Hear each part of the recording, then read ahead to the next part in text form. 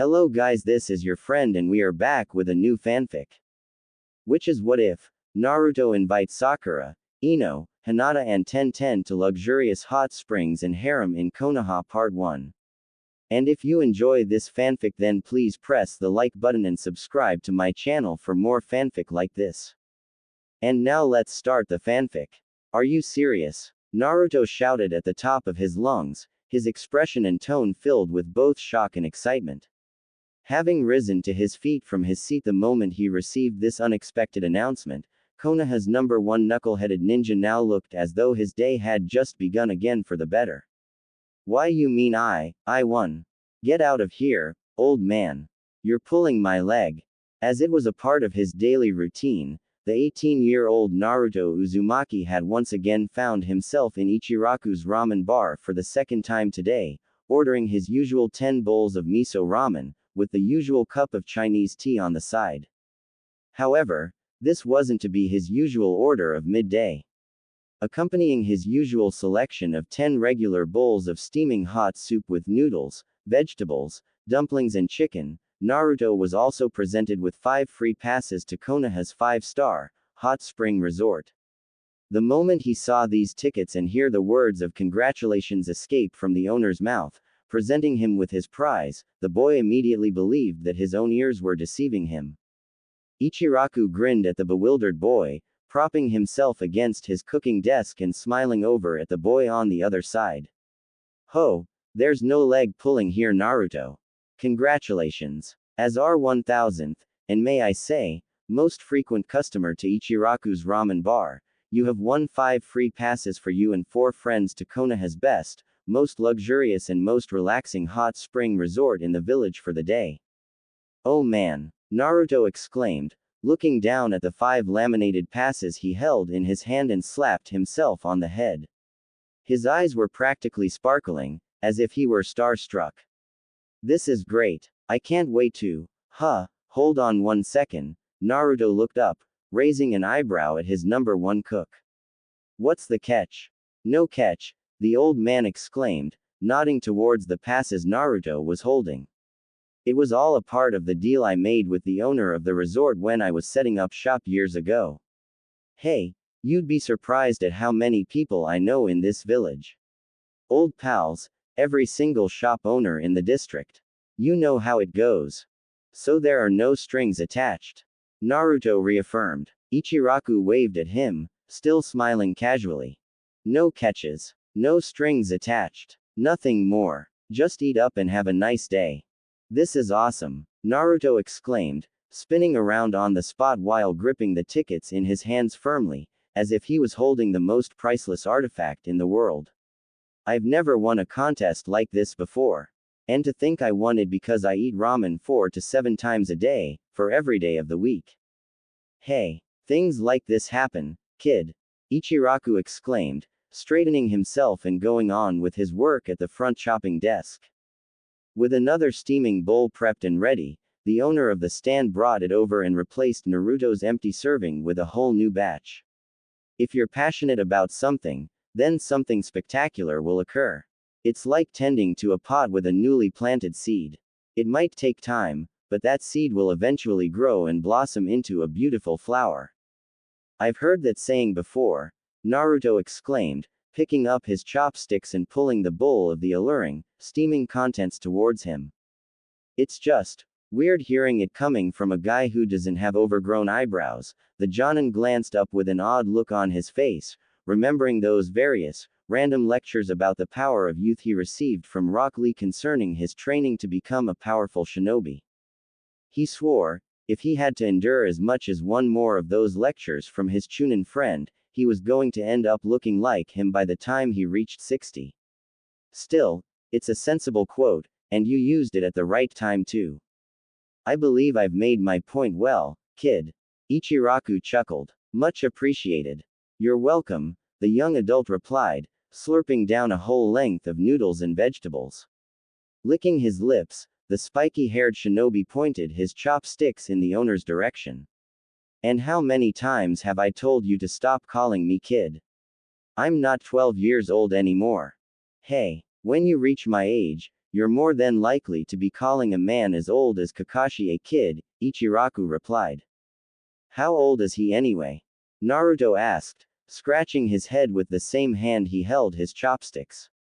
His expression twisted into one of intense thought and puzzlement. I swear, you can never tell behind that mask he constantly wears. I'd tell ya if I knew how old he was, kid, just to save you the trouble, Ichiraku said, chopping up some choice sum while shaking his head. But finding out how old your sensei is like trying to find out what he really looks like under that mask of his. That statement made Naruto stop instantly in mid-noodle intake, a glare forming on the young male's face as he glared up at the old man with several strands of noodles hanging out of his mouth. Oh sure, remind me of all the torment me and the others suffered, Naruto said, his tone set on negative, as he remembered all the efforts forced out of the members of Team 7 given all those years ago. That escapade made them more stressed than any A-ranked mission they received today. Don't forget, old man, you saw his face and I didn't. Touché, kid, Ichiraku laughed, hands held at his sides. After glaring at Ichiraku for a satisfactory amount of time, Naruto went back to his meal, slurping up whole masses of noodles, vegetables and meat, while continuously engaging in conversation with the owner of the bar. The next half an hour became one of the highlights for him of the day. But then, once that half hour had passed, Naruto had finished his bowls of ramen, and was now filled up for the rest of the day until dinner. Standing up, he paid for his meal, thanking the owner for a well-made lunch and waving to Ayame goodbye. He then headed off, ready to spend the rest of his day at the resort.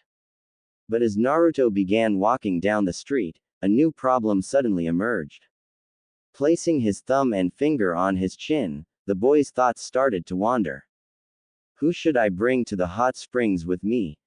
He thought, his mind pulling into overdrive to solve the problem. Ba-chan is busy today, and Ero Senin is out of town for the next couple of weeks, so that just leaves, HRN, immediately, a dozen or so faces started popping up in his head, threatening to overspill.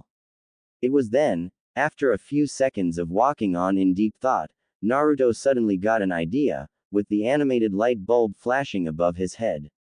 He clicked his fingers in sound success. I'll just ask around. Hey, Sasuke. Uteme, open the goddamn door. Naruto shouted, bagging with his fist on the red obstruction, which was clearly the entrance to the Uchiha Estate's main building. It only briefly occurred to Naruto that this wasn't such a bad place. A traditional Japanese front yard garden with a nice white building is the main eyesore the moment you look through the wide-open front gates, with a Chinese temple or shrine-like roof on top, and dark blue-gray painted wooden supports. If it wasn't devoid of life, this place would have been quite an alright place to spend at. Naruto could only imagine what it was like back in its days. Now all he got was this creepy feeling of a haunting whenever he looked upon the building. Above the peephole, on the door the yellow-haired Jonin was attempting to knock down with his racket. It read, Uchiha, and above that, a ripped piece of a scroll, stuck on with blue tack was, Sasuke. Naruto scowled at it, fists on his hips and his foot tapping impatiently. He should have put up a sign instead, Naruto thought. Warning.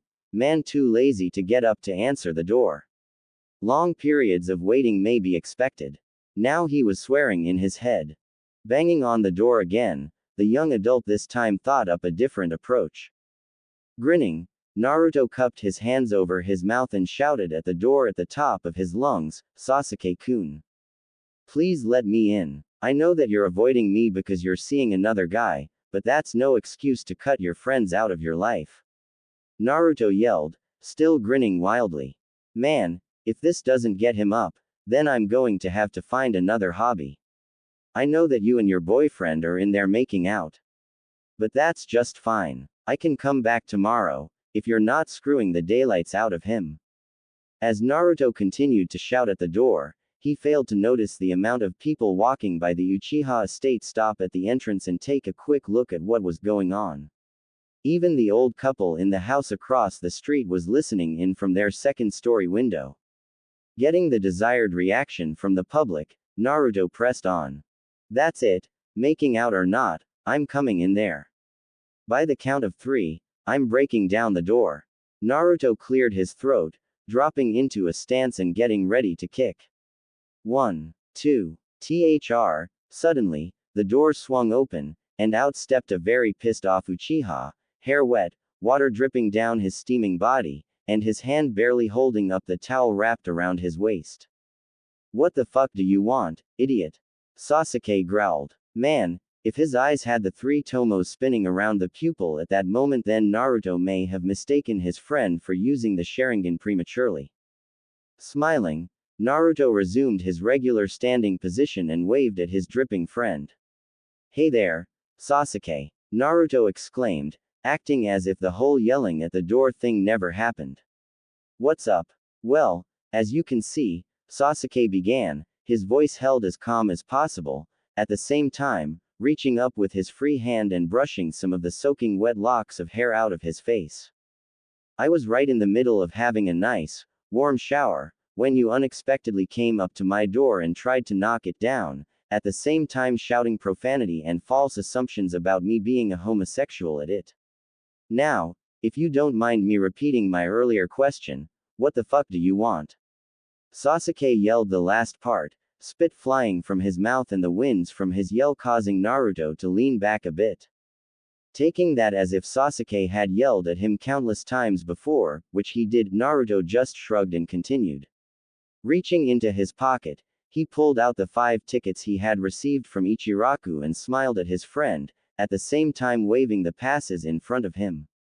Well, earlier today, I won 5 gold class passes to the village's 5-star luxury hot spring resort downtown and, Naruto pulled them back, pocketing them. I was just wondering if my best friend would be interested in joining me to the massage parlors, saunas and spas, free of charge. So, Naruto glanced back at Sasuke, who was now staring at him in mild shock. What do you say? You want to come with? Blinking, Sasuke leaned over and pointed at Naruto, eyes still widened like saucers. Where? How did you get those passes? The Uchiha asked, unable to believe that his best friend was able to get a hold of such exclusive admissions passes to the most classiest of hot springs in the village. That's not important, Naruto said, turning to Sasuke with his arms folded and an obviously proud smile on his face. What's important is whether you want to come to the spas or not. Come on, Sasuke. It'll be fun. Wow, Naruto, as much as I would love to, Sasuke began, rubbing the back of his head in disappointment, I can't. The yellow-haired Jonin was immediately taken aback by Sasuke's words, his form slumping anime style and his expression shifting into disbelief. Now it was his turn to hold an expression of shock and despair. What? The spiky-haired, loud-mouthed screamed. Why? Well, you see, Sasuke looked around, to see if anybody was listening. Seeing that the people at the gate were gone, he nodded and leaned in, whispering into his friend's ear. I'm also right in the middle of re-establishing the clan. Huh, Naruto blinked, obviously not getting it. What do you mean by that, Sasu? It was then his mind finally clicked and the young male got a devilish grin on his face. He leaned forward, giving Sasuke his devilish look, one the Uchiha was all too familiar with. Who's the lucky girl, Tem? Well, nobody you would know, Naruto, Sasuke replied, nervous beads of sweat dripping down the sides of his head. Though the spiky-haired boy mistook them for water droplets, Naruto did not mistake Sasuke's reply for one of nervousness.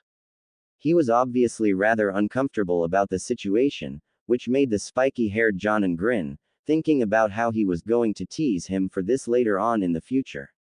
Gulping at the expression Naruto was using, Sasuke was about to say something else when a voice suddenly came in from inside. Sasuke-kun, come back to bed. I'm ready. It was obviously a girl's voice, and Naruto got the distinct feeling that he knew who it was. Sasuke turned around, shouting back into the house with a romanticized attempted tone of voice. Coming, Kitty-kun. The Uchiha looked back, seeing Naruto blinking at him in surprise. It was then the boy's face suddenly scrunched up, suppressing his laughter in a futile attempt for a few seconds, before letting it all out in a bawl. Kitty-kun. Naruto laughed, holding his sides, and grinning up at Sasuke with tears in his eyes. Is that her pet name? What's yours? Ducky-kun. Who is she, Sasuke? Is it that lucky lady from Sound? Sorry, Naruto, Sasuke said, stepping back inside and slowly starting to close the doors. I have to go. You know what it's like. Don't want to keep the young lady waiting. Come on. At least tell me who she is. Without getting an answer, the door was closed right on Naruto, leaving the young adult staring at the red paint, which was the only obstacle standing between him and the inside of the Uchiha state. Huffing, the spiky-haired Jonin then turned on his heel and marched himself off of Sasuke's property, stopping just outside the estate's gates and glaring back at the main building. Oh well, I guess he is kind of busy, Naruto said. He breathed in through his nose roughly and let it out in a sigh, shaking his head. It was then when he felt the distinct texture and tickling on his nose that was all too familiar to him. He looked back with a raised eyebrow. Did I just smell candles and cologne?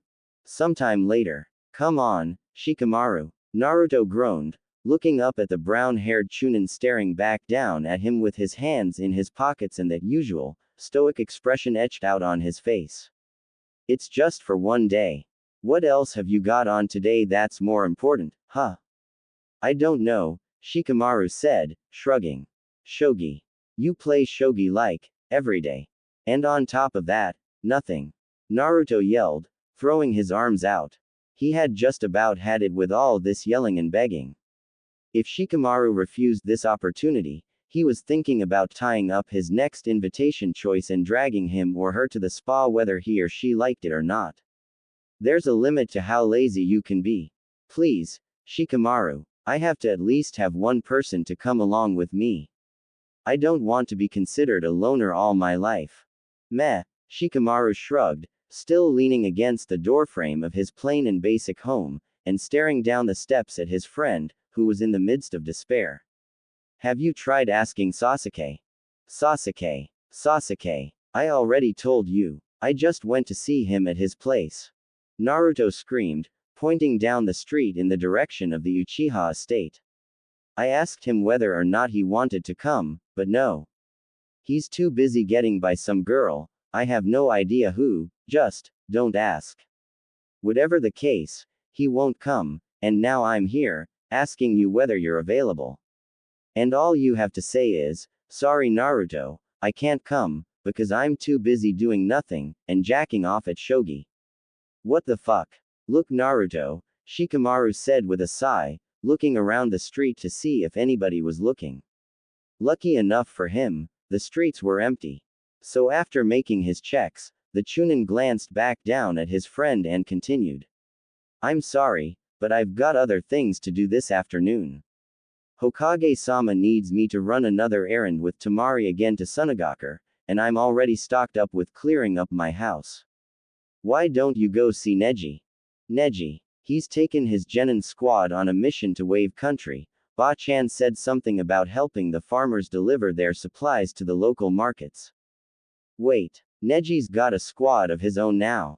Yeah, didn't you know? Naruto asked. Upon looking at the Chunin's intent gaze, the yellow-haired Jonin stared at him blankly. My god, you are dense. Alright, fine, what about Choji? Surely he's free. He's on a mission with Sai, Lee and Guy to the Land of Lightning. I don't know what's going on there, but I know for certain the walk would be good exercise for all of them, Naruto said, frowning as he remembered the terrain from his last mission into the country. He was dead on his feet for a week the moment he got back to Konaha. Shikamaru was apparently aware of the terrain himself. Well, then keep asking around. I'm sure a couple of your friends would be available to go out with you today. Most of the missions are taken up by genin, and there are no evil cults or organizations popping up that I'm aware of that are going to be a threat to Konaha, Shikamaru said, shrugging. He stepped into the building, reaching for the door. You may want to consider asking one of the senseis as well. See ya around Naruto. Yeah, see ya Shikamaru, Naruto replied. The yellow-haired Jonin walked off the moment Shikamaru closed the door on him. Heading down the footpath, Naruto then turned into the road leading down the street and began heading off in the direction of his next destination. All the while, his mind was a whirl with people who he could possibly ask out. However, as the images of these people came into mind, they slowly began fading away, along with his hopes. Accompanying these thoughts were old feelings of neglect, loneliness and hurt, emotions and feelings he hadn't felt since he was 8.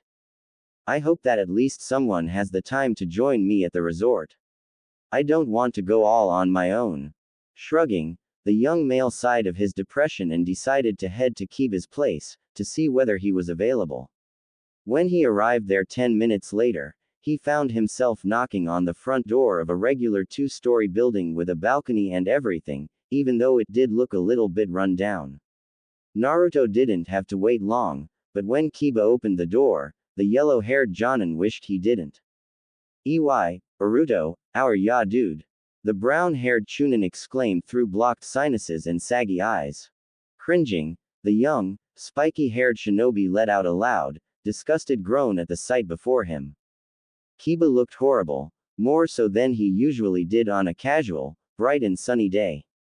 Obviously, the dog-style fighting ninja had come down with a terrible cold, and was spending all day and night inside, locked up in the cold, dark, dog-smelling hell-hole he called home. Naruto thought this, mostly for a fact that he had been inside his friend's house, and believe it, it was an awful sight. It looked as though a tornado had just been through the place, maybe even worse. Naruto figured it was not good for Kiba's condition. With a bed sheet wrapped around him and a box of tissues hand, the brown-haired Chunin was doing his best to keep himself up, at the same time shielding his eyes from the bright sunlight. Being indoors didn't really brighten his day at all. Hey, Kiba, I'm doing alright, I guess. Naruto cleared his throat, pardoning himself for his inappropriate response to first laying eyes on Kiba in a week. Oh, how are you doing? The spiky-haired Jonin asked. Oh, yeah no, so, Kiba replied, grinning. Some mucus ran down from his nose, but Kiba sniffed it back in. Naruto cringed, feeling his stomach turn with the urge to chuck up the ramen he had half an hour ago. But he held it in and just smiled back at the sick young male, trying to keep his composure up. Any you way, woo's up. Is there, nothing you want to tell me? Huh, oh yeah, actually, Naruto began, rubbing the back of his head while looking down in thought. Deciding he'd just go ahead and asked, the boy smiled and looked up at his friend. I was wondering if you were, available this afternoon to go down to the hot spring resort downtown. The really flashy place for VIPs only. You see, I won 5 passes to go to the place for the day and, well, I figured that since I had 4 to spare, came here to see if you wanted to come. Kiba smiled, but cringed when a splitting wave of head pains hit him. He groaned and stepped back into the shadows a bit, almost stumbling in his efforts to block out the sun. Naruto, Atsuri, gind of you, but, Kiba replied, a frown forming on his face. You can see, I'm, very sick. Oh geez, olds are you worse tune. Human, olds, so, I'm, very sorry dude, and make it today. Naruto frowned a bit in disappointment. However, he figured since Kiba had a good excuse for not coming, he couldn't blame him. The boy would probably scare the staff away in his state, even if he could walk all that way to the spas. So, the spiky-haired Jonin just smiled and nodded in understanding. That's okay, Kiba, Naruto exclaimed, shrugging. Guess I'm going to have to find someone else to come with me. Kiba blew his nose on one of his tissues and tossed it into his house, sniffing. Ow. About, of the, IRLS. What? Naruto asked. Sorry Kiba, I didn't catch that. Ever mind, Kiba waved at him. You'll, figure it out, enough. I'll get outta air before you catch ma, old too. Oh, sure thing, Kiba, see ya. Naruto waved, stepping back down and waving at the sick shinobi. Hope you get better soon, dude. Thanks. For dropping by. The brown-haired boy managed to utter out, waving back before disappearing back into his house. Wow, Naruto, that's quite the interesting story, so far, Kakashi exclaimed in amusement, leaning against the wall in front of Naruto and looking at him with his usual unseen expression. With his arms folded over his chest, the silver-haired Jonin took his fellow ninja's explanation seriously, and even though Naruto was at equals with him in terms of rank, but not really in terms of strength, Kakashi was now treating him as if he were a full-grown adult. Naruto sighed, rubbing the back of his head. So Kakashi, since Sasuke, Shikamaru or Kiba can't come to the resort, I was wondering that maybe, you'll be able to, join me. The spiky-haired ninja asked, his voice laced with both a pleading and hopeful tone. Unfortunately, the young male was met with a shake of the head and a sigh from his former sensei. Sorry, Naruto, but as you can see, I'm currently waiting in line to see the next movie of Ika Ika Paradise. The silver-haired copy ninja replied with much enthusiasm, gesturing Naruto's attention to the long line he was standing in, and also pointing out the theater's barrier set up between him and Naruto. Looking along the line, both of them could see over 100 of Konaha's villagers lined up in twos, chattering eagerly and excitedly about the blockbuster motion picture they're about to watch. Kakashi grinned, this easily being seen underneath his mask. It's going to be great. This movie is supposed to have both the main character, and the girl he tries so hard to get to like him from the last film, accidentally bumping into each other at some spa, which ends up in them having some fun behind steam room doors. The story later unfolds into an amazing adventure quest, involving more girls and love scenes. Kakashi sniffed, whipping a fake tear away from his eye. It's simply a work of art. Okay, I'm not sure how to say this to you, Kakashi-sensei, Naruto said, staring at his teacher with a look that simply said, I'll never be able to look at you the same way ever again. But, Ero Sennin has got you hooked onto some really sick shit. Hey, come on, Naruto. Kakashi exclaimed in his usual laid-back tone, shrugging at the boy. Sometimes, you've just got to appreciate some of the things life gives you. Like Ika Ika for instance. It employs both fantastic language and English skills, and an excellent story you can easily grow to love and respect from the author. Not to mention the movie is based on the best-selling Make Out Paradise series. Naruto just stared at him, sweat drops forming on the back of his head. You should come in and watch it with us, Naruto, Kakashi exclaimed. I promise you, it'll be worth it. I think I'll pass, thanks anyway Kakashi-sensei, the boy replied, waving at him. Kakashi shrugged. Suit yourself. Hey there, Kakashi-kun.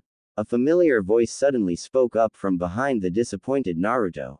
In a blink of an eye, the silver-haired Jonin, who had once been leaning against the wall patiently, was now joined by three more familiar faces. One of them, a familiar purple-haired proctor from years back, and two very deeply involved lovebirds that didn't want their relationship to get out, until now that is. Thanks for saving our places. What the? Naruto shouted, his mind vibrating from shock as he watched Kakashi put his arm around the elite Jonin Anko, and joined in by Asuma and Kurenai. Shaking his head and rubbing his eyes to see if he wasn't tripping, it turned out that his brain wasn't playing tricks on him and what he saw rocked him and the Kyuubi, who had once been asleep and was now looking through Naruto's sights to see what the trouble was. You and Anko. Together. No way. They both shouted at the same time. Well, if it isn't my favorite, spiky-haired Gaki. Anko exclaimed, winking at the young male, who paled at the sight of her. How have you been, lover boy? Fine, Naruto replied, shaking in his boots. He knew all too well how terrifying Anko could be. Next to Tsunade and Sakura, she could make the horror train fun ride look like a swan ride through Heartland. Now, Anko-chan, Kakashi exclaimed, holding her a little bit closer. Let's not try to scare him, okay? Besides, he's no longer a chunin anymore, he's a Jonin now. An elite Jonin, I might add, Asuma added, earning a nod of agreement from Kurenai. Who's very well on his way to becoming Hokage, the red-eyed Kunoichi exclaimed, smiling at the young man on the other side of the barrier. Naruto was, at this very moment, hunched over anime style, with a very disturbed look etched out on his face. Kurenai, however, thought nothing of it, and neither did the other dating Jonins. He's gotten much stronger since the academy, and I bet he's getting all the girls now. I'd be surprised if he wasn't, Anko said, raising an eyebrow and looking the young man over from head to foot. There wasn't much change in his outfit, despite the fact he now wore his jacket open, showing off that well-toned chest and abs of his, a white, long scarf around his neck, with his headband with much longer straps that reached down his back. What mostly changed was his appearance. He was definitely same height as Sasuke and Kakashi, and he had a manlier figure. His muscles were well shaped and toned out, fitting his form and appearance very well, which Anko and Kurenai could most definitely tell, yet his hair hadn't changed a bit. Also, his facial appearance hadn't changed much in the past couple of years either, but he was definitely much more handsome, with those cute whiskers beginning to fit more into his face now that he was becoming to look just like his father before him. Naruto, seeing his old teachers looking over him, blushed in embarrassment and rubbed the back of his head, while grinning up at the two happy couples. He mostly focused his attention on Kakashi, since he had no idea he was dating his Chunin proctor. So Kakashi-sensei, how long have you two been going out? Naruto asked curiously, wanting to get more dirty on what the pair have been doing. He hoped to God neither of them explained it to him as something like what Sasuke was possibly doing with his mystery girl. Kakashi and Anko blinked at him, looking at each other for a moment or so before sharing a smile with each other. They then looked back and grinned at the yellow-haired shinobi. We've been going out for quite a while now, Naruto, Kakashi stated. Yeah, for several months actually, Anko held up her hand, showing Naruto a golden band fitted nicely around her ring finger. It sparkled in the sun, flashing in Naruto's eyes. We're getting married, they both exclaimed. At that moment, Naruto passed out, falling flat onto his back in the middle of the road. Kakashi, Anko, Kurenai and Asuma looked down at the unconscious young male, seeing his foot twitch where he lay, almost lifeless. For several seconds, the group, along with many members of the crowd, just gazed down at the unconscious ninja, completely shocked and amused. Kakashi then suddenly chuckled, rubbing the back of his head nervously, whereas Anko laughed. Asuma shared a similar reaction to Kakashi, and Kurenai giggled uncontrollably with shaking shoulders. You know, Anko, I think you might have killed him. Kurenai exclaimed, looking over at the purple-haired girl she was referring to. Anko nodded, also rubbing her head like her fiancé. Yeah, I guess so. Man, I'm good. About 15 minutes later, Naruto eventually recovered from his slip into sudden unconsciousness for reasons he still found shocking and disturbing even though it was just a memory. Saying goodbye and congratulations to Kakashi and Anko, and Asuma and Kurenai, the yellow-haired Jonin then headed for the next house outlined in his mind. It didn't take him too long to get to it. It was only a 5-minute walk from the cinemas through some back alley shortcuts and streets. After a short trek, he arrived at another small estate, this one belonging to the Aburame family. Entering through the gate entrance, Naruto headed down the path. Careful not to tread on anything small, since he was aware of the family's love for insects. The family's garden was really well kept though, lots of rose bushes, bamboo shoots and blossom trees planted here and there. It sort of reminded him of the Uchiha estate, only this garden was much more extravagant, or like the Namikaze estate, remembering the time he snuck into it one time years back, only this garden had less blossom trees. When he passed by one of the small trees of the small collection lining the footpath leading to the front door of the main building, Naruto could have sworn he saw it moving. Taking a closer look, he saw that it was covered with stick insects and pink leaf insects disguised as the petals of the blossom tree. In fact, All the trees, leaves lining the path were made up of the same kind of insects. Startled at this realization, Naruto continued on regardless, and when he reached the door, knocked on it. Receiving no reply yet, the yellow-haired shinobi then spotted the doorbell, and decided to ring it. When he did, he immediately heard movement behind the door, and the approach of someone's footsteps beyond it. The moment he heard this, Naruto suddenly got the distinct feeling that something was crawling up his legs. When he looked down, he was nearly scared out of his own skin when he saw masses of beetles and cockroaches crawling out from underneath the door, followed by a couple of giant centipedes and rhinoceros beetles. Naruto shivered, and gently kicked the bugs off his feet one after another. At that moment, the door opened and Naruto straightened up. When the door swung open, it revealed a casually dressed Shino, wearing a white vest, zipped up, with a high collar, his regular sunglasses, and black, baggy shorts. Crawling up and down his legs were several beetles, along with a couple of butterflies rested on his shoulder. The moment he saw Naruto, the bug-addicted shinobi, though as stoic as he was, smiled a small smile underneath his mask and tipped his head to his visitor. "Hey there, Shino," Naruto exclaimed, smiling while waving to the seemingly emotionless boy. "Why, good afternoon, Naruto," Shino replied in a monotone voice, though the spiky-haired Jonin could clearly detect a hint of silent delight in the fellow Jonin's greeting. "What brings you here?" "Well, you see, I won 5 free passes to Konaha's spa resort downtown, and, well, I was wondering if you would like to go as well, you know, just for a rest and relaxation or something," Naruto said, not wanting to get too deep into his explanations about the place. He had given up all hope on his friends accepting his invites, so he was now reduced to just shooting fish in the barrel, trying out his luck. He shrugged. "If you're not busy or anything, I'd really appreciate it if you joined me." Shino murmured, scratching the side of his face with his finger. For several seconds of silence, the brown-haired male thought, obviously taking Naruto's invite into serious consideration. This was to be the closest Naruto came to having one of the boys accept an invite from him to go to the spa, but just like Shikamaru and Sasuke before, he was once again disappointed at the answer.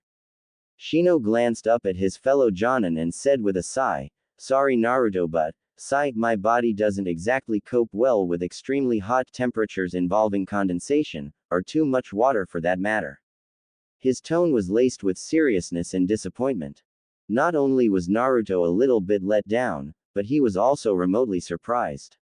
"What? Really? How come?" the spiky-haired shinobi asked in curiosity. Shino sighed, looking down at his feet, as if addressing the bugs crawling all around them. "Well, all the bugs that inhabit my body for my style of jutsu are, to put it in simple terms, not water types. They're extremely sensitive to it," Shino explained. "As a result, water weakens my form. But even though it's only temporarily, long-term exposure to it can still be harmful to my bugs. They feast on chakra, and not on any other substance. My deepest apologies Naruto, I cannot come." "Oh, well, I see what you mean, Shino," Naruto replied, lowering his head. Sighing in disbelief, the young male then looked back up and smiled.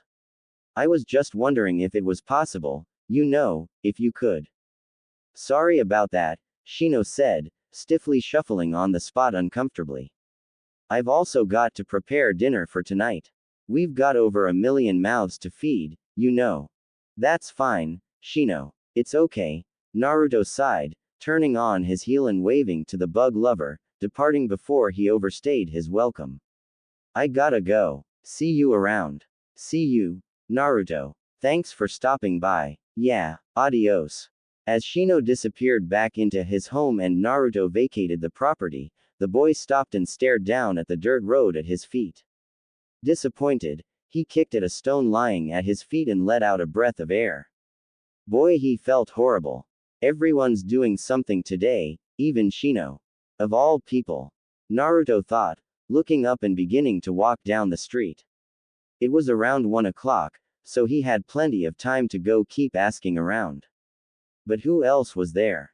Most of the people he was considering are either too busy or were incapable of enduring a single afternoon in a hot tub. While Naruto was most eager for a good relaxing bathe, he was still having problems inviting people. He hit himself in the forehead, bruising his palm on his headband. What am I doing wrong? But then, another realization kicked in. At first he thought a distant voice of Kami or someone was trying to hint it to him, or it was just the after effects of the ramen lunch he just had. As it turns out, it was just Kiba's sick voice echoing on in his mind, the one person who had enough brain on that day to suggest it to him. Finally, after about 45 minutes of walking around stupidly, trying to invite his friends, Naruto remembered the one group of people he had forgotten. He clicked his fingers in success, a grin widening on his lips. The girls. Of course. After that brief moment of triumph, the boy slapped himself in the face and pulled his hand down it in distress. Man, I'm such an idiot. How can I forget? It was in a boy's nature to ask their mates out for some time together, and would most often consider the girls later, either because the guys were too shy to ask, or didn't want to bother the girls. Since the boys were all busy, Naruto figured he would ask Sakura, Ino, Hinata and Tenten if they were available. He knew that if he asked any of his fellow kunoichi, he was certain that they would accept his offer. Unlike most of the guys, the girls loved massage parlors and spas, as well as quiet nights out. It was practically the dream date, and Naruto realized that he could utilize this opportunity to finally settle a stronger relationship with the girls and get to know them a little better. However, the prosperity that was held in the highest for him when asking the girls out and what might occur between them still remained distant from him. His mind just settled on that one, straight track. He brought his hand to his chin and rubbed it with his thumb and forefinger in thought. With his brow furrowing, Naruto was sent into a deep sea of thought.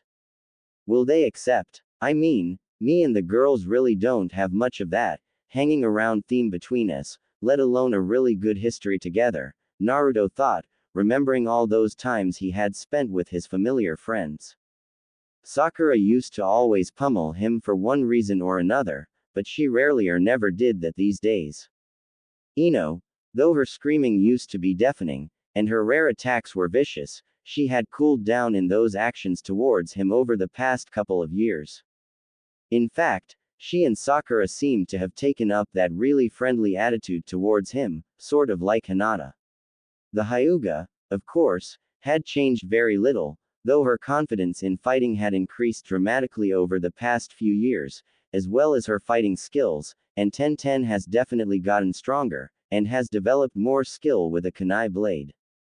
Figuring he could take his chances with his odds, Naruto grinned and nodded to himself. I'll give it a shot.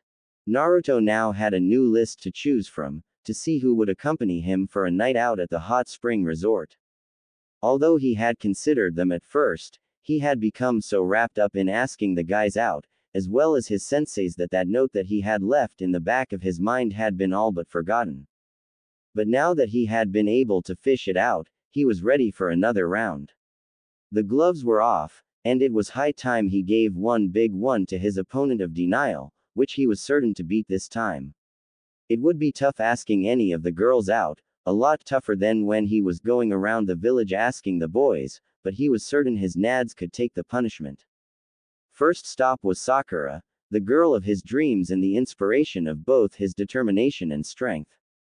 Over the past few years since his return to Konaha from training with Jiraiya, Naruto had seen how much Sakura had grown, inside and out. Although her womanly appearance and magnificent beauty hadn't changed a bit in his eyes since the day they first formed Team 7, the spiky-haired Jonin could still fully make out her entire potential as a whole. Her strength and skill as an exceptional shinobi, as well as a medical ninja have made her the best kunoichi and field medic nin in the village next to Tsunade. Furthermore, he had reason to believe that his attraction towards her has increased tenfold as well.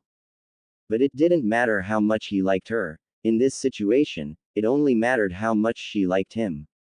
Around this time, Sakura was finishing up her duties in the hospital. The pink-haired kunoichi was just patching up the last of the wounds on her final patient for the day, before signing off and heading on home for some dinner. Presently, she was right in the middle of treating a very bruised-up Konohamaru, the brown-haired chunin having seriously injured himself due to, Kami knows what. Seeing the apparent seriousness of the wounds, Sakura looked the young teenager in the eye and decided to ask him about it. Hold still, Konohamaru, the pink-haired jonin fussed, holding him by his cheeks as she dabbed his black eye with alcohol to disinfect it. She sighed and shook her head, seeing the boy bite tooth and nail to stop himself from shouting out in agony. He apparently wanted to appear tough in front of the fabulous kunoichi, in a teen's foolish attempt to impress her. How did you get so bruised up anyway? Arg, quit moving around, would you? Do you want to get swabbed in the eye? Yeesh. Well, I'll have you know, Sakura-chan. Konohamaru began, clearing his throat with a fake cough. His childishness has failed to disperse as of yet, as well as his naive arrogance. I single-handedly battled off a squad of about 60 rogue ninja. You should have been there. You would have dug it the most. It was incredible, the teen exclaimed, beginning to tell his tall tale to the rather amused Sakura. My team and I were heading back to Konaha from a long mission in Wave Country, just helping some old lady set up shop. We were just walking along casually, minding our own business, when we were suddenly ambushed by the horde of bandits. Moegi was like, oh no. Somebody save me. And Udon was like, what are we going to do, Konohamaru? So I was like, I'll save us. So I took 'em all on. The boy declared, moving his hands around in an attempt to visually describe the situation. He nearly caused Sakura to jab him in the eye with the swabbing stick. After taking them out, the leader of the rogue ninja was then like, whoa, this guy is like too badass man. Then all of a sudden, 80 Akatsuki show up. I took out about 67 of them. But then 20 of them finally flanked me, so I was like, you know what guys, I'm not going to give you the pleasure. So I grabbed my teammates and ran for it. But then when we finally got away, I thought to myself, hold on, maybe I should have left them a party favor.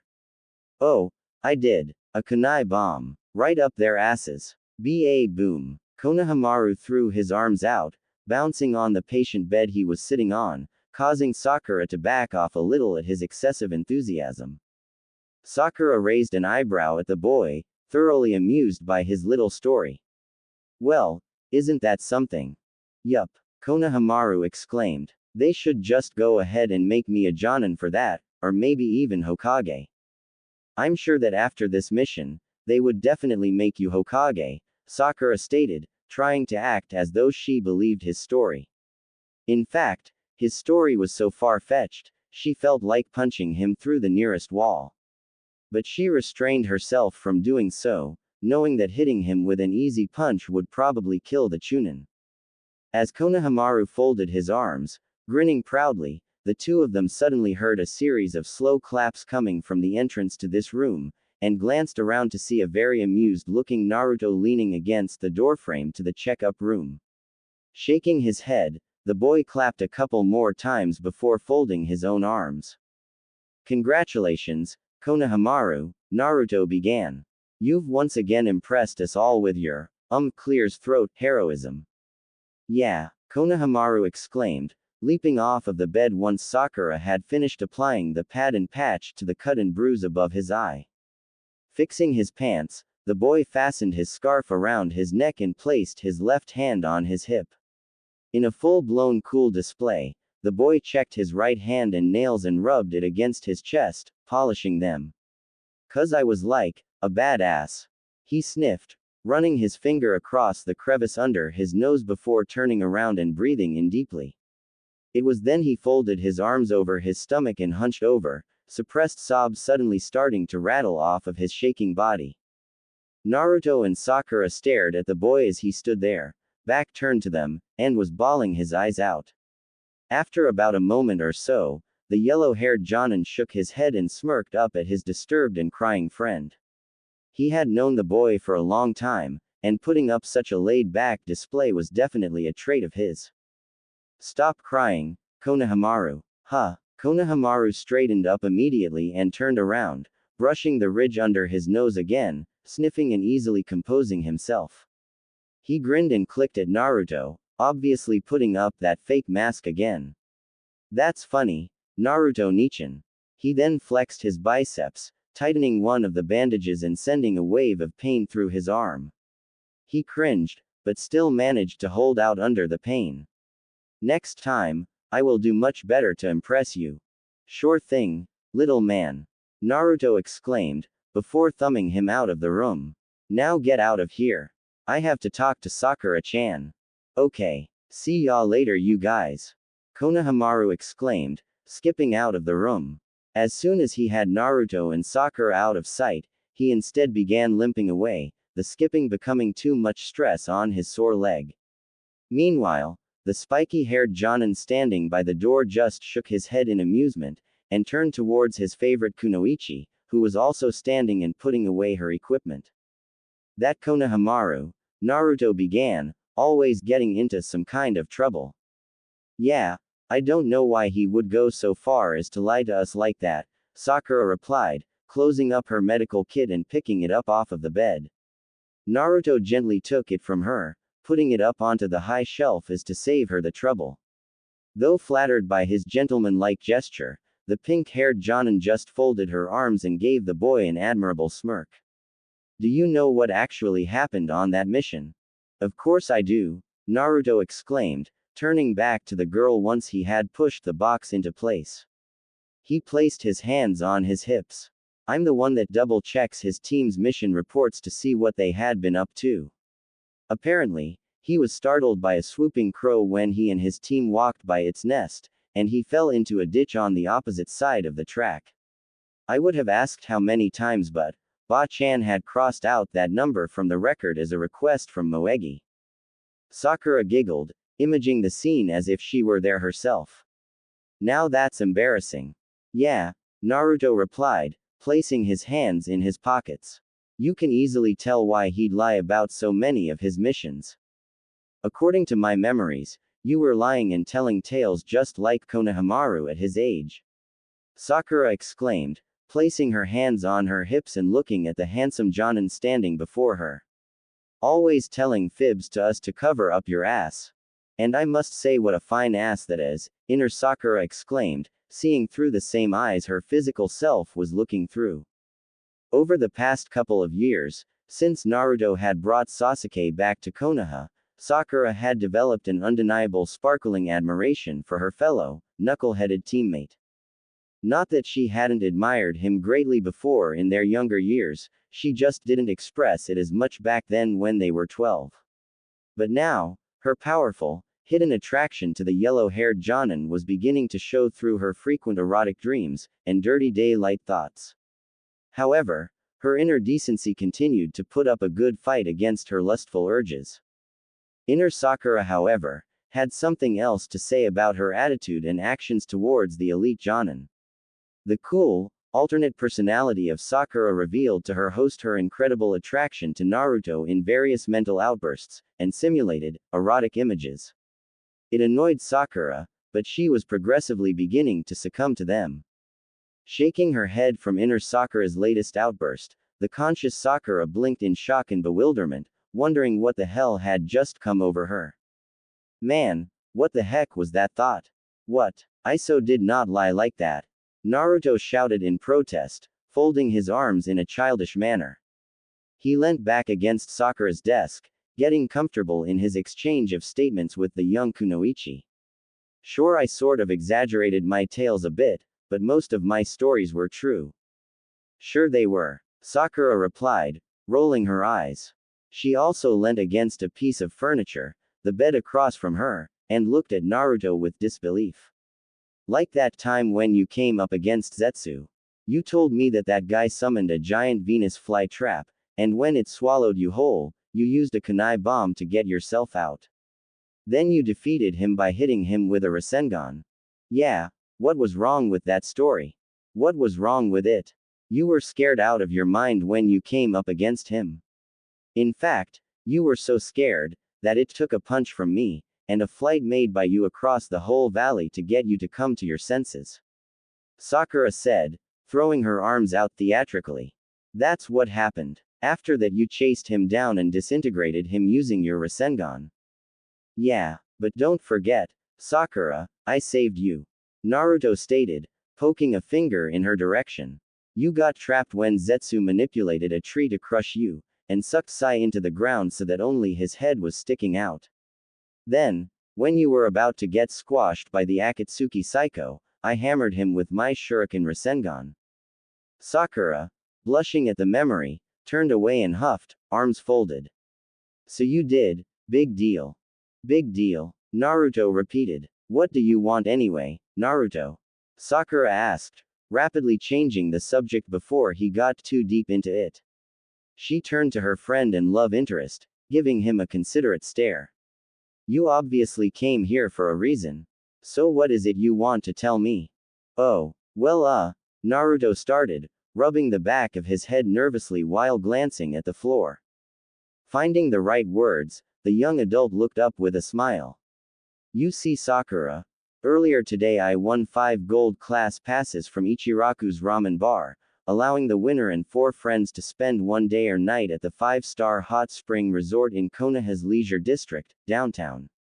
They're VIP passes, where we get our own private spas, saunas and massages, and everything is free of charge for the time we spend there. So are you interested in coming?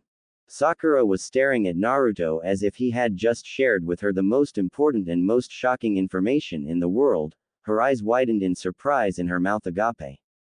Shaking her head to get herself out of her daze, the pink-haired Kunoichi stepped forward, coming right up to Naruto's face and giving him a look of utter disbelief and excitement. Are you serious, Naruto? She shouted, her emerald eyes flashing with the prospect of 5-class luxury. You mean you won tickets to the most expensive, most popular and most relaxing spa house in the entire village? Get out of here. No, I'm not joking or anything, Naruto said, reaching into his jacket pocket. In fact, I've got the tickets right here. Look. The Jonin held up the 5 laminated passes, which immediately drew Sakura's attention to them. The girl gasped and snatched them from his hand, taking a much closer look. Naruto just smiled proudly and slipped his hands back into his pocket, while looking down at the pink-haired Kunoichi, seeing as that he was a head and quarter taller than her. These are real. Sakura gasped, reading one pass over, and checking it from back to front. I can't believe this. Naruto smiled and reached out, taking them back from her and holding them above his head. So, do you want to come? I'll understand if you don't want to, if you're busy or something. What? Sakura said loudly. You don't just dangle 5 limited edition passes to the most luxurious spa in the village in front of a girl's face and expect her to say no, do you? Is that a yes, then? Naruto asked, smirking. Yes. It is. The girl practically shouted, waving her arms in the air. I will go out with you, tonight. Catching on to this, Naruto smirked down at her, giving his teammate a very mischievous look as he watched her catch her breath from all her yelling. It only took her a few seconds to realize what she had said, and when she did, Sakura stepped back and pressed her trigger fingers together, looking away and blushing a bright pink. She smiled nervously, before stammering out an excuse for her without a second thought outburst. I mean, sure, I'll come to the spa with you. All right then, Naruto exclaimed, handing her one of the passes. Here you go, Sakura-chan. Thanks, Naruto-kun, Sakura replied, taking it. Meet me at the front of the spa resort at 6 o'clock this afternoon. You don't need to bring anything extra. Everything will be supplied for you there. Naruto stated. Okay. See you then, Naruto. Yeah, see ya, Sakura-chan. The Jonin replied, walking out of the room while waving to her. Sakura shyly waved back, still blushing brightly and clutching the ticket close to her as if it were her most precious possession. Once Naruto was out of sight, the girl shuffled around nervously where she stood, her mind awhirl with all the thoughts wildly concerning Naruto, and how she had accepted that invite from him. That was so sweet of him to ask me out, and to such a nice place too. Sakura said in her head. Now you're starting to warm up to him, after all these years, it's about time. Inner Sakura shouted, arms folded and a glare fixated on her face. I've rejected most of his offers asking me out before, but that was when we were much younger, and I liked Sasuke back then. Sakura exchanged, letting out a sigh. Now things are much different. He's much more mature, stronger, smarter, much wiser, and I must say, a lot sexier than before. Inner Sakura said, drooling as she imagined the boy clad in boxers. Though she hadn't seen Naruto bare-skinned since he was 12, Sakura could only imagine what he must look now. The thoughts of what he must look like made the real Sakura drool, as the images of Naruto popped up in her mind. Can you imagine it? Kissing him would be orgasmic enough, but imagine getting down to the actual fucking, wh-usha. Oh yeah, Sakura sighed, before realizing what she was agreeing to. Wait a second. That's just going way too far. Sure, I like Naruto now, but do I actually like him like that? How can you even argue that I do like him, you know, the way you think? Firstly, I am you.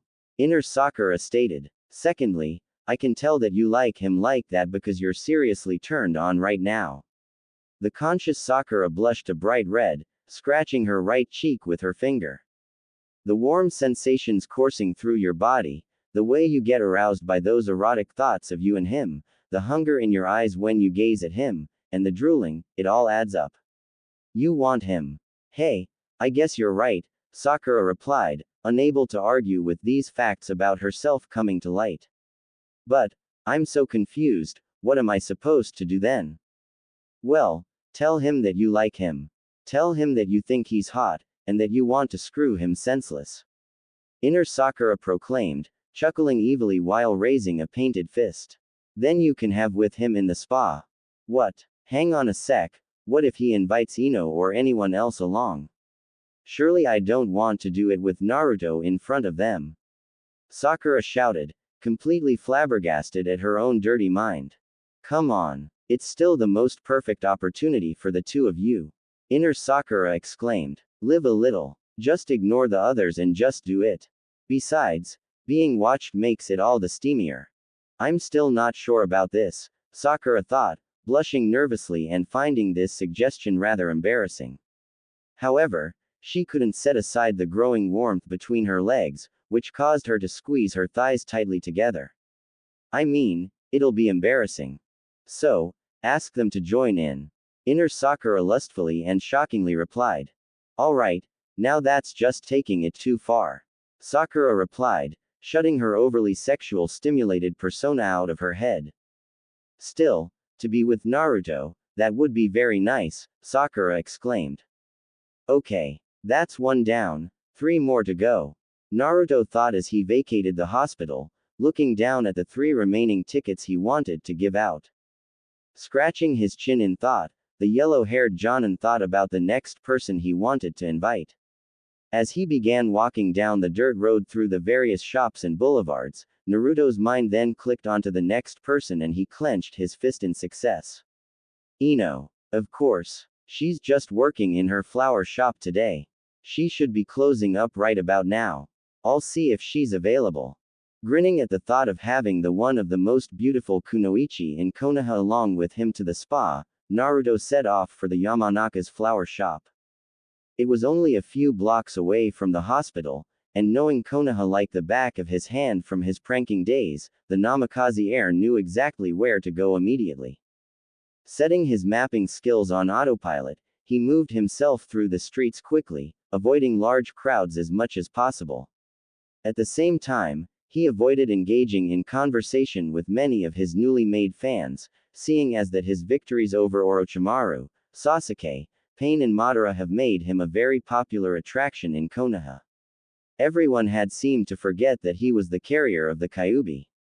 Rushing round another corner, Naruto grinned wildly at himself. Ino wouldn't say no to going out to the spas tonight. Since Sakura is also coming along, she'll definitely agree to it. At the same time, the spiky-haired shinobi tried to think about how he would be able to invite Hinata and Ten. Perhaps the same approach he was considering of using on Ino as he had with Sakura, calm, smart and casual. What's there to be afraid of? After about 5 minutes, Naruto was now coming up on Ino's flower shop. Jogging down the street, the boy was eagerly about to make his entrance when he suddenly heard a loud crash, a shout of anger and a terrified scream. Stopping, Naruto's ears opened up to get a better fix on what was going on down in the flower store 2 shops down, blinking and utterly bewildered. A split second later, the store's glass shattered and a body went flying out. Rolling across the road outside, the man that was tossed through the window shakily got up, and with a terrified scream, began sprinting away. Naruto watched on in surprise as he saw Ino, dressed in her Anbu ninja attire that was an equivalent to her previous purple uniform, come running out of the store with a katana in hand and an obviously pissed off look on her face. She growled angrily as she watched the terrified, would-be burglar run off. "Yeah, that's right. Run," Ino screamed. "You'd better think twice before robbing any of these stores. You hear me?" Realizing that the man was going to get away, Naruto growled and rushed onto the road, getting a better fix on the man in his line of sights. Reaching into his ninja pouch, the boy drew 2 balls stuck together and, cranking his right arm back, tossed it forward, the twin metal orbs flying straight past Ino and aimed for the man's feet. Suddenly, right before it reached its target, the balls separated, but began spinning around on a central axis thanks to the nylon wire and rope holding them together. They spun and struck the man's legs, immediately snapping them together, tying up and causing him to fall forward, flat onto his face with a loud, oomph. Ino, surprised at what had happened, turned around to see Naruto walking towards her, hands in his pockets and a smirk on his face. He grinned at the surprised, blonde-haired Anbu captain. "I think it's just coincidence that I always show up on the scene at exactly the right time, don't you think so?" Naruto asked. "Boy, what a great way to start up conversation." Recognizing the spiky-haired Jonin, Ino smiled and sheathed the sword back into the scabbard at her side. Seeing him drawing closer, the blue-eyed Jonin checked to see if her outfit was straightened and alluring enough, and made sure her hair was okay. After which, she placed her hands on her hips and smirked at her unexpected visitor. It should be well noted that Ino had grown very well in years past. She's still the same height as Sakura today, and she's still exceptionally beautiful. Aside from her enhanced strengths, abilities and jutsus, Ino had also joined Anbu only last year, and her fighting prowess was increasing greatly through the extra training she was receiving from Anko, though her strength was nothing compared to the Hokage-trained Sakura. Of course, Ino was also starting to inherit a lot of those traits easily recognized in the purple-haired proctor, such as attitude, dominatrix, methods of torture, and well-sized. Naruto, however, could not tell the difference in size between Ino's and Sakura's. Needless to say, the spiky-haired Jonin found the blonde bombshell as equally attractive as Sakura, and had considered trying to go after her himself if she wasn't so involved with her teammates. Little did he know, however, was that Ino had dropped her crush on Sasuke long before he came back to Konaha with the new girl, and has now begun pursuing her secret attraction towards Naruto himself. It would be incredibly shocking news to him if he ever realized what Ino was daydreaming about in her free time. Well, Naruto, what brings you here?" she asked, seeing him stop right in front of her, and return her smirk with a very handsome smile. His close proximity, as well as his sexy grin, made Ino blush and look away briefly. "Not much. I just wanted to see how you were doing, is all," Naruto replied, stepping around her, while looking the beautiful kunoichi from top to bottom. Flexing his eyebrows in appreciation, the yellow-haired Jonin then pulled out one of the tickets from his jacket pocket and waved it in front of her. However, this did not tear the girl's attention away from his face or his form. "And, seeing as that I've got no missions this afternoon, I was also wondering if you were available for tonight. You know, just to hang out, if you're not busy or anything," Naruto added. Ino, noting the obvious question, immediately decided upon her two choices, surprising the yellow-haired shinobi. Of course I'd like to hang out with you tonight. Ino exclaimed over flushed cheeks. Though her enthusiasm was noticeable, it was hard to miss the girl's slight nervousness and embarrassment when answering the question. She pushed some locks of her hair behind her ear and smiled in a very, very friendly manner, up at the handsome ninja gazing down at her. So, what did you have in mind, Naruto-kun? She asked, saying the last bit with a flirtatious tone dripping hotly from her tongue. Wow, if it was this easy to ask Ino out, I would have done so a long time ago, Naruto thought, blinking in surprise. He was completely oblivious to the lustful look Ino was giving her, as well as the down-toned inflection she used in her emphasis on, kun. Come to think of it, he also heard the same phrase come from Sakura's lips, only he didn't think anything of it, and assumed it to be just a kind reply from his teammate. He just shrugged it off. Well, she'll definitely make her yes official now. Smiling again, Naruto held out the ticket he was holding for her, the girl glancing down at it in surprise. That's great, Ino. Here, I won a couple of tickets to the hot spring resort, the 5-star spot downtown in the leisure district. This one's for you. Oh my gosh, Ino exclaimed, taking the ticket into both her hands and gazing down at it with wide eyes. Why you actually have unlimited, official passes to that place. How much do these things go for? Like, 500 ryu for one. My goodness. She gazed up at Naruto, eyes sparkling in a highly animated style with a streak of red flushed over her cheeks. This is incredible, Naruto-kun. Hey, think nothing of it. I really wanted you to come anyway, and to think I asked Sasuke to come first, tisk, bastard. I'm such a moron. Ino smiled, pocketing the ticket while giving Naruto a very friendly smile. Well, thanks a lot, Naruto. What time do you want me to meet you there? Meet me there at around 6 o'clock. I promise you, it's going to be really enjoyable. I'll be sure to keep that in mind. Ino exclaimed, nodding to him. See you there, Naruto-kun. Yeah, see ya, the Jonin replied, waving to her with a bright smile before walking off to his next destination. Ino watched the young man depart, her eyes guiltily trailing over his butt. The sight of it made her blush various shades of red, as well as making her insides feel sensuously warm. She licked her lips. Yummy, she exclaimed in her head. Can't wait to get a feel of that. Thinking of the prospects the night held for her and Naruto, Ino completely forgot about the burglar lying unconscious not too far from her. Loud shouts of effort could be heard echoing throughout the central compound of the Hyuga estate as a familiar, purple-haired Jonin was busy practicing and exercising her taijutsu skills. Packed on by chakra-inflamed punches in her self-developed form of the gentle fist style of fighting, the young kunoichi was making incredible progress in her training. There were no faults in her fighting stances, no staggering from lack of balance, and no mistakes in her form whatsoever. She unleashed every attack perfectly with absolute precision, the blue flashes of chakra escaping every initiated attack being a clear sign of her effort. The purple-haired kunoichi known as Hinata was in her most superb form to date. She had grown quite well in the past few years, and in some places many guys gawk at today. Hinata presently was wearing a black turtleneck with the hem cut high to show off the flawless skin of her stomach, which was well shaped into her figure. The seemingly tight turtleneck had ninja mesh net sleeves that stopped just past the elbows, and the tightness of the top allowed a very generous view of her sized chest. Further down, she also wore tight black spandex pants with purple lines down the sides, and dark blue sandals to match.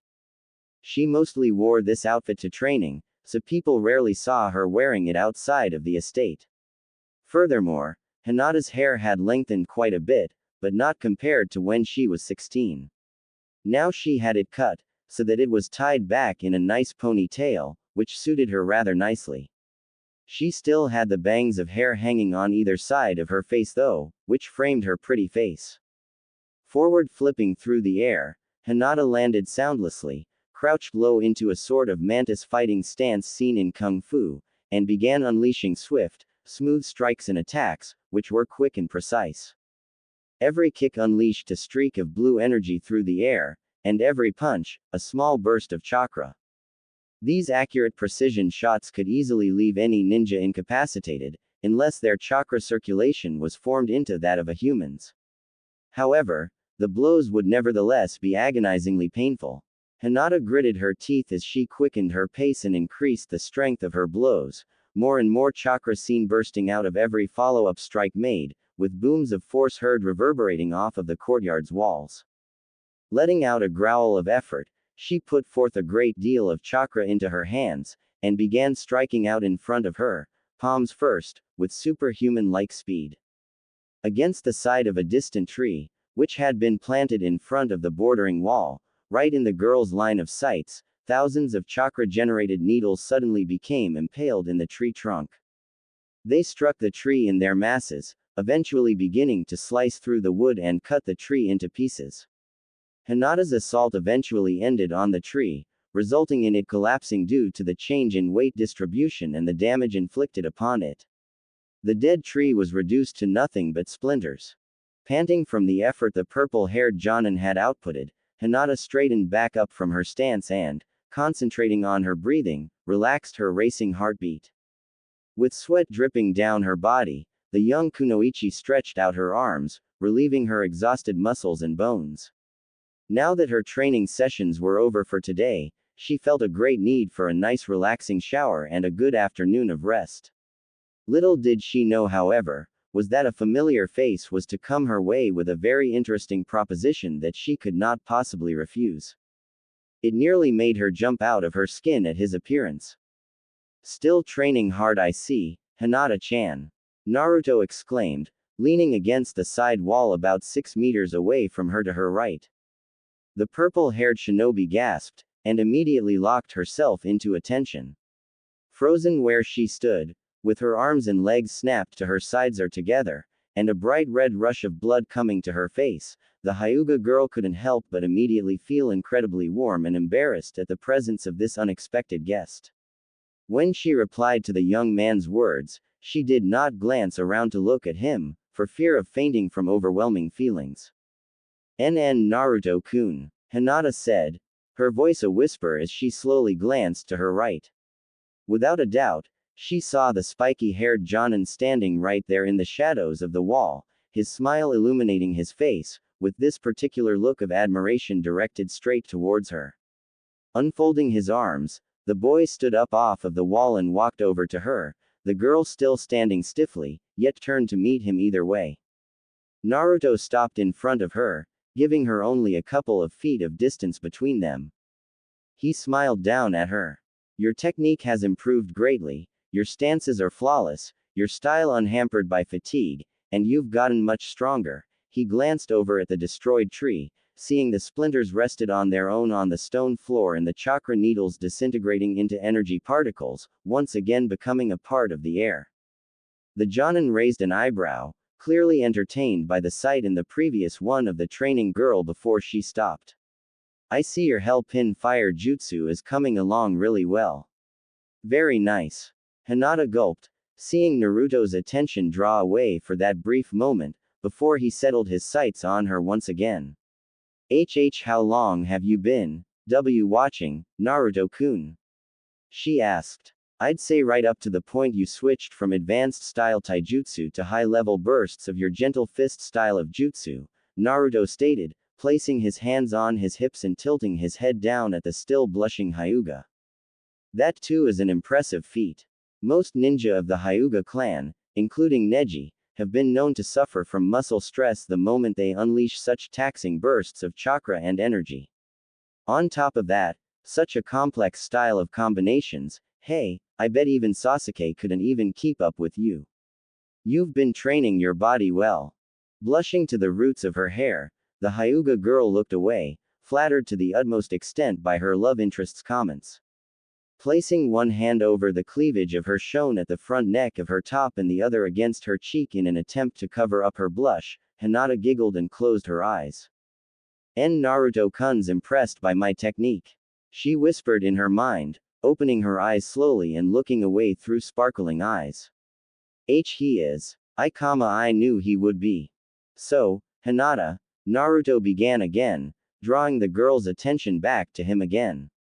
I was wondering, if you're not doing anything tonight. Hinata's eyes immediately widened upon hearing these words escape the Jonin's lips. Oh my gosh, is Naruto going to ask me out? Would you like to join me at the hot spring resort? He did. My goodness. What should I do? What should I say? Hinata thought, the blush on her face remaining and the shock she felt also expressed visibly. Naruto didn't think anything of it, and just took it as a part of her nature. It didn't bother him, he liked the way she blushed and always tried to hide herself away. Should I say yes or no? I have to say something. He's looking at me. Hinata stammered, trying to find the right words. She continued trying to hide herself. Her hand, now slightly curled into a fist, still held above her chest, and her other hand held low, her thighs pressed together tightly. I understand if you don't want to go, Naruto exclaimed, shrugging. It's that I really find your company very nice, hey. Shaking her head to remain conscious, the now more than shocked Jonin Kunoichi then glanced up at her love interest, staring him right in the eyes, holding herself from blinking. She gulped, taking in a deep breath of air to compose herself and nodding her head with all the confidence she can muster. Sure, Naruto-kun, Hinata exclaimed softly. I'd really like to join you tonight. The thought of the handsome, spiky-haired Jonin having passes to the most renowned spa area in Konaha didn't strike her as shocking at all. In fact, she was so used to the surprises the boy had that she just passed it off as some regular occurrence. Either that or she was too wound up on nervousness and shyness to trigger any other feeling or emotion when confronted by the yellow-haired shinobi. Naruto grinned, obviously pleased to hear her acceptance. Then, I'll see you at the hot springs. It's the 5-star place downtown. Here. The young man pulled out one of the passes from his jacket pocket and handed it to her. 6 o'clock, I'll be waiting there for you. Hinata shakily took it from him, and gazed down at the ticket with wide eyes and a stake of bright red across her cheeks.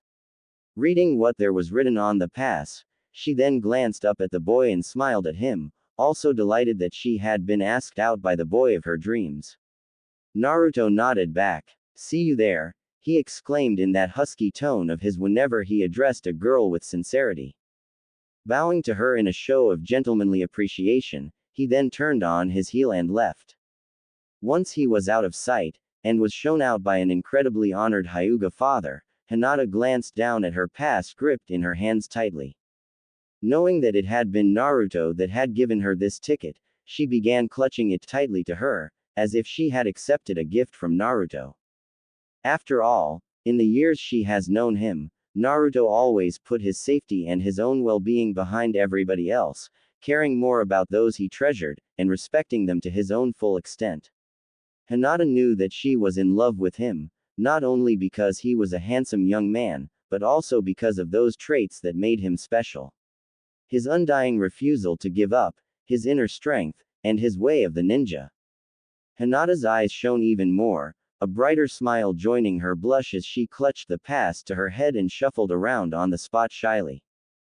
Naruto-kun, man, this asking out girls thing is actually turning out to be a lot easier than I had anticipated. I mean, with Sakura and Ino, I expected them to have at least played hard to get. But now I'm just shocked. I didn't have to do any favors or anything. They're just attracted to your shining personality, Kit. Wow, really? Naruto asked as he continued walking down the street with a happy spring in his step. No, the Kyuubi replied sarcastically, rolling his eyes. Of course they are, you idiot. Geez, haven't you realized it yet? The girls love you. Huh, really? Awesome, Naruto exclaimed, his eyes widening on the outside and his jaw dropping slightly as these realizations were gradually beginning to reveal themselves. Of course, sharing these with his opposite, otherwise known as the nine-tailed demon fox confined inside of his body, was very enlightening, and shocking at the same time. But why? What is the real reason they like me so much? Dear God, even at 18, you're still as thick as a fruit. Kyuubi groaned, shaking his head at his master and host's stupidity. Even though he had come to respect the yellow-haired Jonin since Naruto became stronger than him, they silently agreed to treat each other as equals, yet fought like best friends. This was what is meant by them being opposites. Look, the truth is what I said before. You're a kind soul, Kit, strong up here in the head, and selfless to a far outstretched extent. You always put your friends' happiness before your own, which you have done for those girls countless times in the past, and you're always protecting them. Not only that, but they're not the only ones to have grown more attractive. Wow, though I'm really flattered by your words, Foxy, you're not really my type.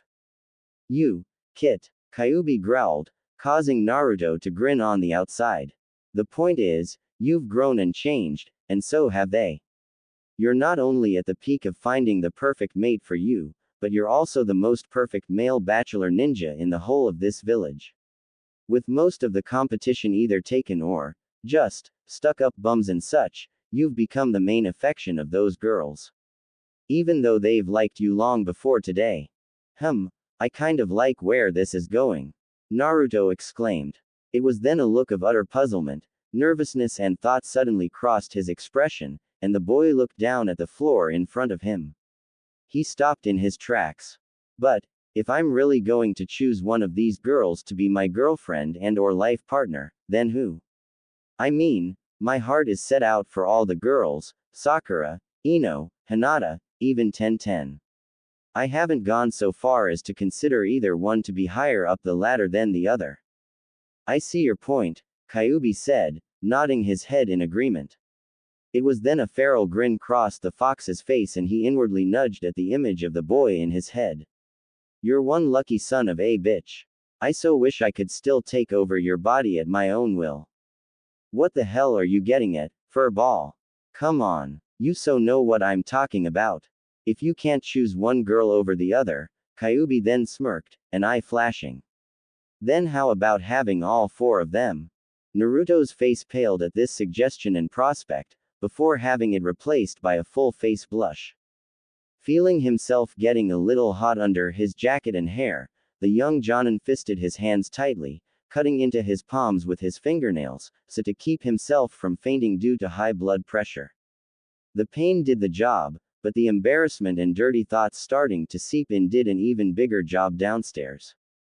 Growling, Naruto pounded his head with his cut fist, shouting at the fox in his head. You are one dirty-minded demon, you stinking pervert. Naruto shouted. And as if I haven't had my fair share of them. Memories took him back to old man Sarutobi, who was soon followed by Jiraiya, then the disturbingly terrifying Anko, and finally, incredibly enough, Tsunade. Naruto had had his fair, estranged sights of spotting the blonde-haired Hokage peering into the man's spa area from time to time, whenever Jiraiya went in. That saying went for the both of them. It was quite ironic, really. Naruto slumped forward in overwhelming distress, eyes overshadowed. My world is one of Ero Sennin's sick novels, and I'm the main character. Something tells me that you should have gone to see the movie. Okay, though I'm not as perversely twisted as you are, or any of the others for that matter, Naruto restarted, clapping his hands together and taking in a deep breath. Taking all his thoughts into consideration, he let out all doubt and human decency out in one sigh in order to ask himself this question. Say I did try to get with all four girls. If I did make that particular move, how will all of them react to it? Will they be able to see reason behind my arguments of me liking them all equally, or will they just ignore it and murder me, leaving my blood-soaked corpse hanging from my apartment window, drawn and quartered? Wow, you're even more perverted than me. Hey, I take offense to that. Says the protege of the world's most perverted Sannin in the country, the Kyuubi laughed, taking in Naruto's expression of dismay. Seriously though, if things turn out the way you plan it, and you play your cards right, I am absolutely certain that you'll emerge from this conflict intact, at the same time looking as though you've had the wildest and most pleasurable experience of your life. Alright, what are you getting at this time? Naruto asked, folding his arms and standing on the side of the road, continuing to engage in this weird conversation. Listen, setting aside all the killing and butchering of you in the near future, if this screws up, which it might, try piecing together all the little things we have talked about thus far. The Kyuubi began, raising up a tail as he began counting. Number 1. You're inviting all of the girls to the most relaxing hot springs in the village that they cannot possibly resist. Number 2. Each of these girls are harboring intense feelings of attraction towards you, as noted by their interactions around you. Number 3. All of you are at a suitable age to mate. Number 4. You've grown up very much to the girls' liking. Number 5. You are the perfect male for them, and with a lifelong personality that complements all 4 girls. Number 6. All the girls are close friends with each other. Number 7. You like them all equally. Number 8. You are thinking of mating with all 4 of them tonight. And number 9. I haven't seen you back down from a life-endangering challenge yet. Okay, yeesh. Naruto replied, fanning his flushed face. Alright, I admit that I want to, do that, with the girls tonight. But you're provoking it. It may not even happen if you keep carrying on the way you are. Shaking his head, he shoved his hands into his pockets and once again, started down the road towards where he knew 1010 would be at this time of day. Besides, I still have to see if 1010-chan would like to come. If not, then 3 is good enough, right? Kyuubi said with a grin. If I know 1010, then she's probably not as violent as Ino on a bad day. In fact, she was even worse. Aargh. Neji. You arrogant asshole. The brown-haired girl shouted as she threw a barrage of perfectly aimed kunai at a picture of the man she was venting her rage at. The kunai punctured the picture, striking the face at the eyes, mouth and forehead. She had long since this moment stopped throwing kunai one after another, and was now just pelting them. Panting heavily where she stood 15 meters out, 1010, feeling slight relief over her target practice, growled and clenched her fists. Reaching behind her, she drew a cluster of ninja stars from her pouch, and threw them at the picture. They curved through the air, and struck the picture, tearing it to pieces. The barrage of ninja stars sort of did the trick for her, but she was still venting, and her outbursts weren't going unheard by a familiar yellow-haired Jonin hiding behind the trees for protection. After all these years, after everything I've done for him, he still doesn't notice me. Well, notice this, you glass-eyed jerk. She screamed, drawing a scythe knife from her pouch and hurling it at the tree. When it struck, it sliced right through the tree, impaling the picture and remaining stuck with its blade piercing right through the photo's forehead. It's not like we can all be serious workaholics like Sasuke. It's always training for you, and worrying about your students. It's all about you. Well, what about me? Wow, Naruto thought, glancing around the tree he was hiding behind. She's pissed. The Kyuubi, who was quietly resting in the boy's head, would have made one of his smart-assed comments at this statement of the obvious. But he was too stuffed and too bored to make any sort of remark whatsoever. I can't just walk up to her in her present state. She'll skewer me. Also joining the kunai impaled picture of Neji, there suddenly came a barrage of needles, which was then followed by a boomerang kunai, which took a big chunk of wood out of the tree, and not just tore the picture in half. Naruto raised an eyebrow in interest, finding 1010's display of anger towards her teammate rather puzzling. For one, he never knew the girl could get so worked up over the lack of attention from the Hyuga elite, let alone expression her anger this way. One thing was for certain, Naruto has rarely seen 1010 ever get angry, only Sakura and Ino. He still found her quite pretty when she was angry all the same. Panting heavily again, 1010 eventually gave into her muscle fatigue and collapsed to her knees. Hunching over, the girl proceeded to catch her breath, giving Naruto the opportunity he needed to approach her safely. Smiling, the yellow-haired shinobi fixed up his scarf, and stepped around from behind his tree trunk. Unfortunately for him, he accidentally stepped onto a small branch, causing it to snap loudly, as well as the resting Ten to respond in a very unexpected way.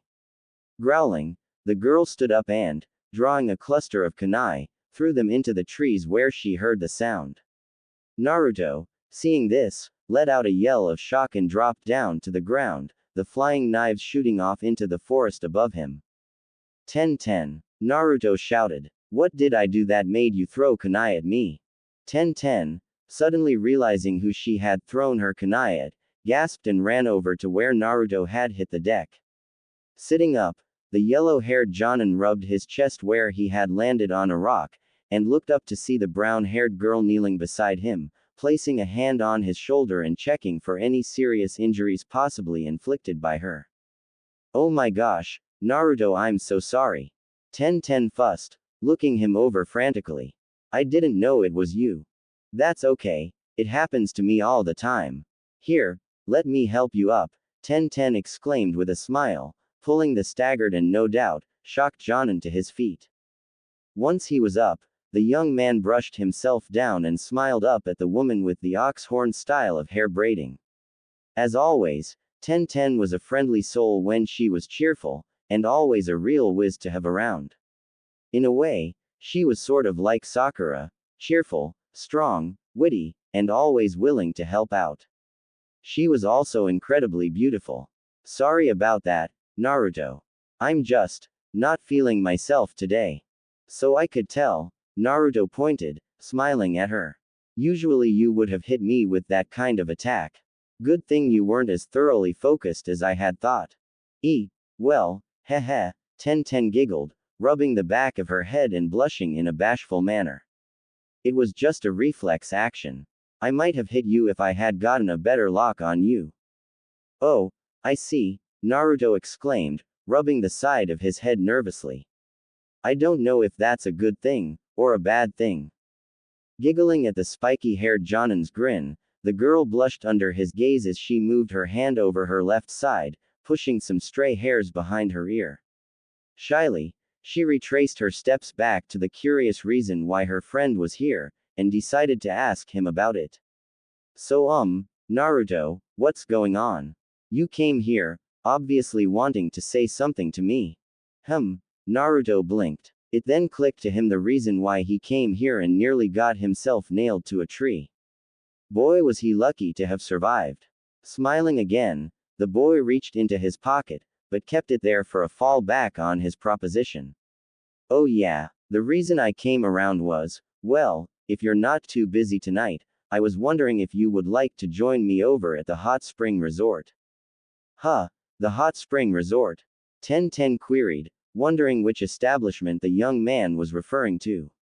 When the image of the place popped into her mind, the girl's eyes widened and she gazed at him in both disbelief and shock. You mean that 5-star spa downtown? You're inviting me to go there with you? Of course, Naruto exclaimed, pulling out his second ticket and holding it out. I mean, who wouldn't for such a lovely kunoichi like you? Are you interested? Ten gazed down at the ticket, still awestruck and bewildered. Her mind was screaming, shocked to know that Naruto was asking her out. All the anger she had pent up inside her of Neji dissolved into shock, and the comment the Jonin passed on to her made her blush to the roots of her hair. Clearly, this was no proposition she was going to back down from, especially from such a handsomely grown shinobi she also had hidden affections for. Rubbing her right cheek, she reached out and grabbed the ticket, but didn't take it just yet. She looked up at him with a smile. I'd love to come, Naruto, Ten began. But, I'm also wondering. Is anyone else coming? Oh, well, Naruto shrugged. I did invite some of the other girls. I thought that we could all hang out, you know, and get to know each other a little better. Oh, I'll get to know you a little better, Naruto, Ten thought with a smirk.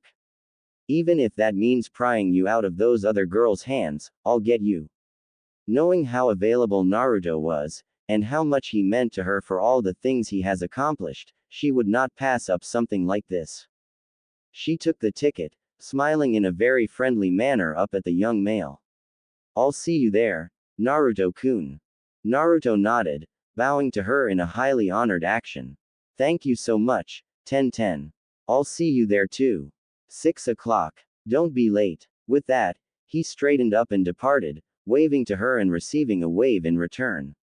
Once he was out of sight, 1010's determination and fighting spirit kicked in. Holding up a fist, she held it up with a very guy-sensei-like grin. Truly, she had picked up some of Lee's personality. We'll see where this goes. 1010 thought. Be prepared, Naruto-kun. Tonight is the night I make you mine.